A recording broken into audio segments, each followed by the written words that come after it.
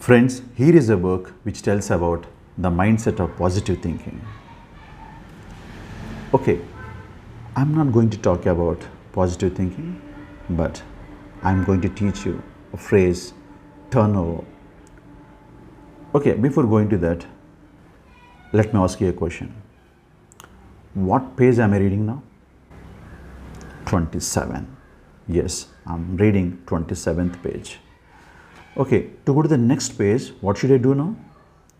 I have to turn over the page.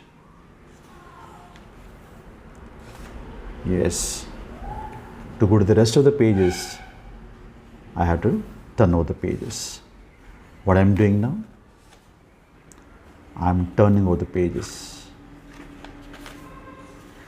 Friends, today you have learned a phrase, turnover. Remember it. Yours, SEKHAR'S English. Bye-bye.